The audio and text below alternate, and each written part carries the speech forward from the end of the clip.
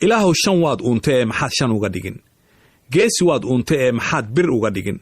fulay waad uunta ee maxaad baala lagu yeelin deeqsi waad uunta ee maxaad maalqab uga dhigin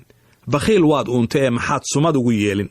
naag xunna waad uunta ee maxaad koor ugu xirin ha laga cararay intaan cidba la moodin iyadoo sheekadu ay isku duba dhacday ayaa dalaaliin iyo dad kale oo isdaba yaacaya makhaayadii soo galeen markaasi odayaashii ismaqli waayeen sheekadiina ay ka joogsatay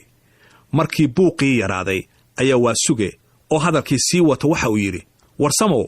umuurta iigu daran ee gabadhu ay iga yaabiso waxa ay tahay markasta oo aan ka sheekaynayo murtida Soomaaliyeed inta hadalka iska soo gasho ayay iyaduna soo daliishataa gabayo iyo heesa afgaal ah oo uu leeyahay nin magaciisa ay ku sheegaysay Shakespeare markii Warsamow inta maqlay ayuu inta qosol la raftay waxa uu yiri Waasugow ninka ay gabadhu sheegtay ma waxay barbar dhigaysaa laashimiintii Soomaaliyeed ee ay ka mid ka ahaayeen Raaga Ugaas Cali Dhuux Aadan Sayid Maxamed Sheekh Axmed Gabiyow Faarax Shuuriye Salaan Carabay Timcadde Cali Xuseen Xirsi Aybakar Rooble Indhayare Geedi Garabay Faarax Seefey Qamaan Bulxan iyo kumanyaal kale oo ka wada daran Waasugow ayuu Warsamay yiri isagoo hadalkii shigshigaya carab daraadeed sideedaba aan ku warramay dadkoo dhami wuxuu quuri laayahay kartida iyo maskaxda Ilaahay Soomaalida siiyay oo aan cid ku gaarta lahayn laakiin waxa la yiri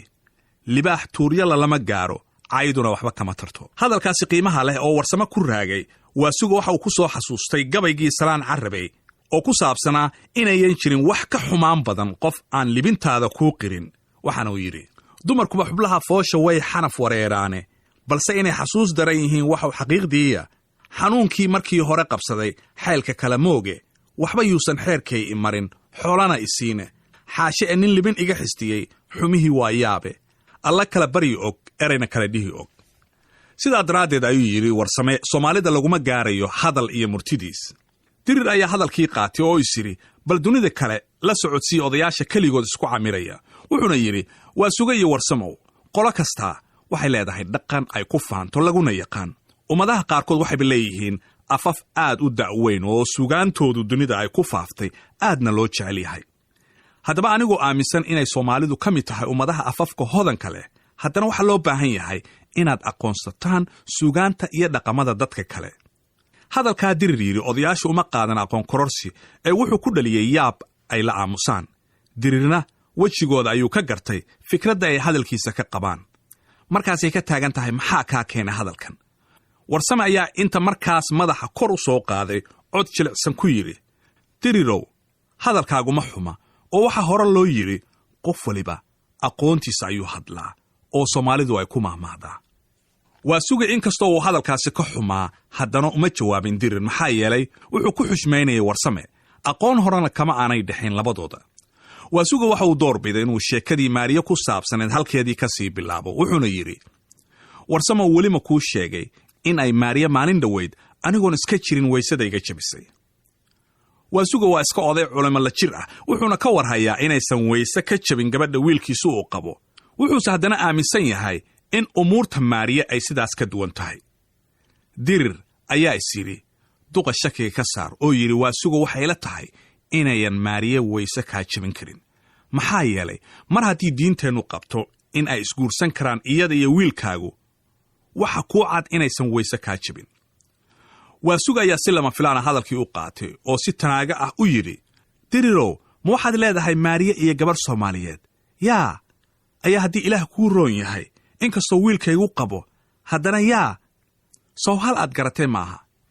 intuu gacmaha hadba gees u taagayay ayaa Waasuge ushi ka dhacday markaasuu inta rogmaday usha soo qaaday isiri wuxuu dhinaciisa ka arkay nin haybad culimo ka muuqato oo hareed guduudan leh cimaamad ayaa ninka madaxa ugu duuban gacantana waxa uu ku sitaa bakoorad iyo tusbax gaaban Waasuge waxa uu isiri alla ilaahay haddaad mas'aladii shiiq u heshay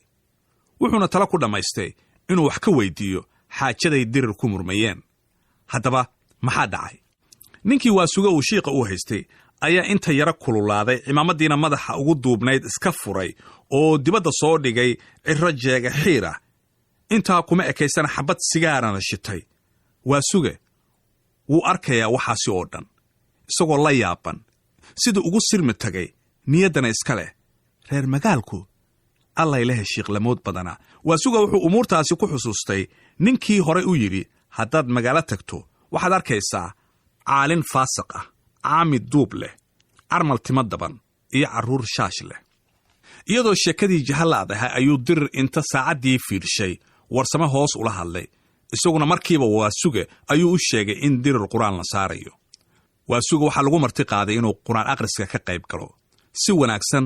ayayna odayaashii maalintaasi u sheekaysteen. maxaa yeelay ayuu warsame yidhi, waxa lagu mahmaahaa war sal ayaa looga dhargaa biyana sacab, salaanna xusul. halkaas ayay iska raaceen labadii oday iyo dirir, waxaana la socday wiil yar oo u waday 2 neef oo ari ah oo suuqa ay ka soo iibiyeen. wiilkii yaraa wuxuu riyihii marsiiyey waddada Maxamuud Xarbi. maxaa yeelay ma aqoon jidka loo maro degmada Howlwadaag, shaqada xariglanimada oo ku cusub daraaddeed. inta wiilku qaladkaasi ku kacaya, dirir iyo odayaashii waxay ku howlan yihiin Waasuge oo inta xarig lugta u galay isagoo ka tallaabsanaya suuqa ilinkiisa ku kufay. goor dambe ayaa arrintii la ogaaday oo dirir wiilkii uu ka daba orday, odayaashiina ku yidhi hayga harina. Waasuge dhibaato sidaasi ihma gaarin, cagihiis ayuuna halkii uga soo dhaqaaqay. wuxuu dirir saanta boobaba isagoo odayaashiina u cagdhigaya, wuxuu wiilkii uga daba tegay isbeddelka baabuurta ee ku agyaal tiyaatarka ummadda. nasiib darro iyagoo aan iska daba iman ayaa tagsiilo 2 riyood mid dhabarka ka jabshay. wiilkii yaraana inta jug siiyey garabka wax ka gaarsiiyey.